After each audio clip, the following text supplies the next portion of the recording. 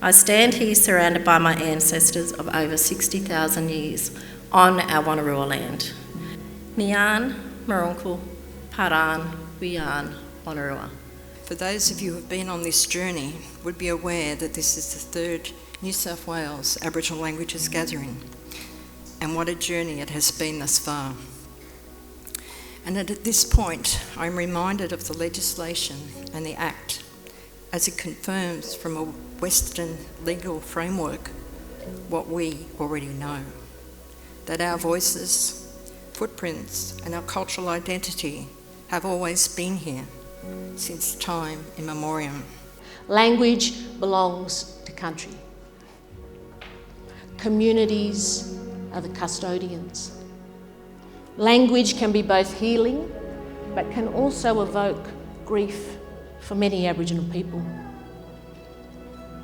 It is important that we keep our languages strong and used in everyday life. We're here today to talk about our language journey in the New England tablelands and how we've been able to turn around a story that linguists for a long time told us was, that our languages were doomed, they were never going to be spoken again by our people, and just kind of talk about how we turned that around and what it looks like for us to take a language from the archives to a living, breathing language that our people are speaking and learning right now. People from Gatang language, Wiradjuri, Uluru, some Gumbaynggirr crew in there, I think Enowan and Ngarrabul, and all together were able to work out what the riddle said in Gomeroi language, despite it not being their language. And I think that was important because it showed the unity of our languages. And we are all so similar.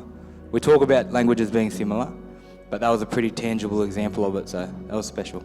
It's been the most profoundly beautiful experience to be surrounded by love and culture and kindness, and not to hear anything but celebration and joy and uplifting is such a beautiful thing, because in our communities all too often that doesn't exist. To be immersed in a space for 3 days where people are encouraging and supporting one another. Being here at this gathering brings a lot of hope, and I just feel like all the generations here have just all come together, and I just feel like that's really beautiful, and just that unity, and it's time to move forward and let's do this, you mob.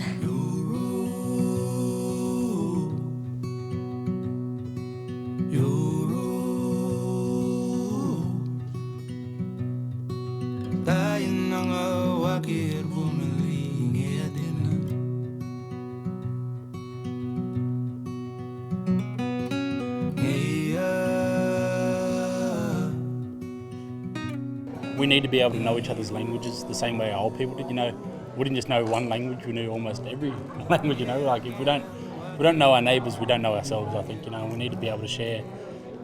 Without language, it's virtually impossible to be able to share with each other, love each other, and make those commitments. So, I've gained a lot of knowledge about being here, and just being around people that are so like myself, that are here for our culture and our language, and just so positive. It's great to get all this positive feedback, and the classes I've been going to have been so helpful for me when I go back home on country. I can utilise it within my country. Yeah. In 50 years, from a philosophical point of view, that, our language centres then become our treasure troves. They're the place where our languages are cared for and looked after, and that really language is viable, and it's got vitality in our communities, and that people are speaking it, and that our children are speaking it. It's in every aspect of our lives, and it's our first language. For us, our key areas, really the big one was our young ones, making sure that our Jarjums, our Burrais have that pride, have that strength, and see people around them that also have that pride in their language, in their culture, in the sharing of their practice, in the sharing of their language, and making sure that our young ones know that language is their birthright. No one can take that from them.